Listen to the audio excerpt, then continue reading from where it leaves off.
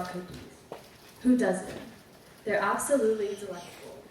And through countless television shows, movies, and ads, we've seen cookies presented to us in a way that makes us crave one.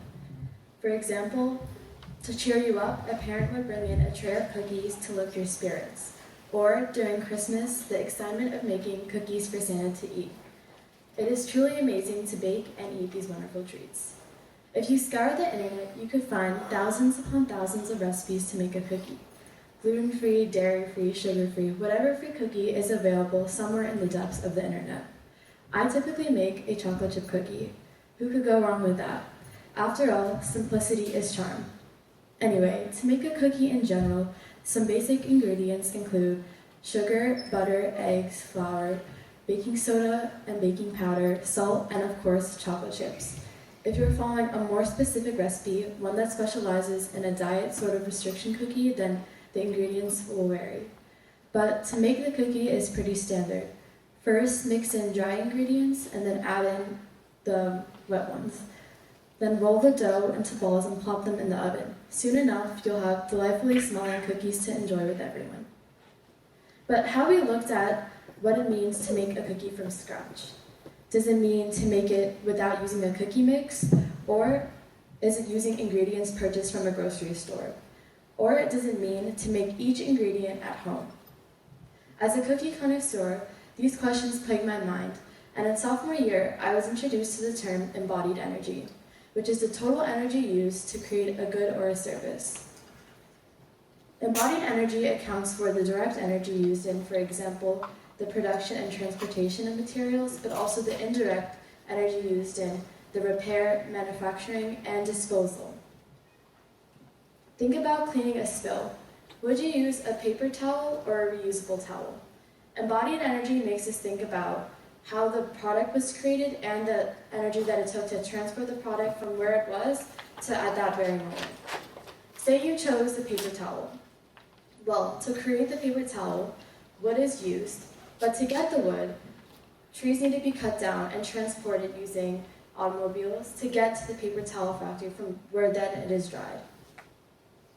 Embodied, all these little elements play a huge impact on the total embodied energy and all add up.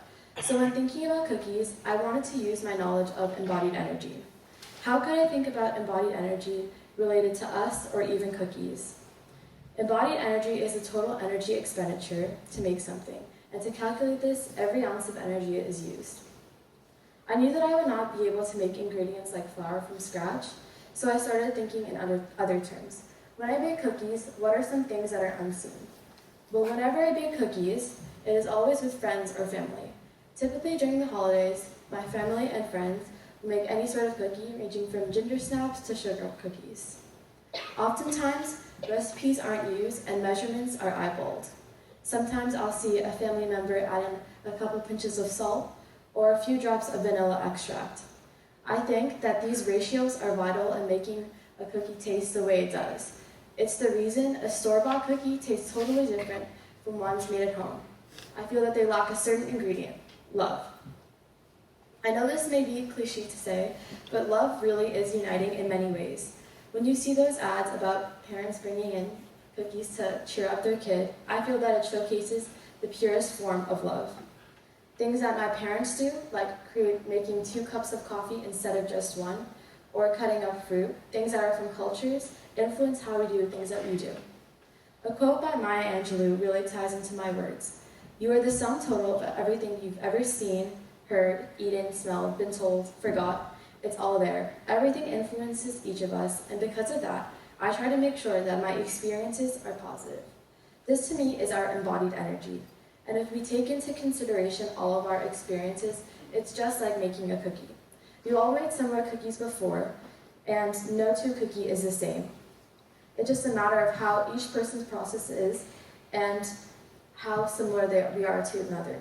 If a friend recommends something to alter the process of making the cookie, then we've learned from it. We've been influenced. We have the ability to make these influences who we are. Positive and negative influences have a butterfly effect and drastically change aspects of your life. So the next time you make a cookie, I urge you to think about what ingredients you put in there, ones that are seen and ones that aren't. Thank you.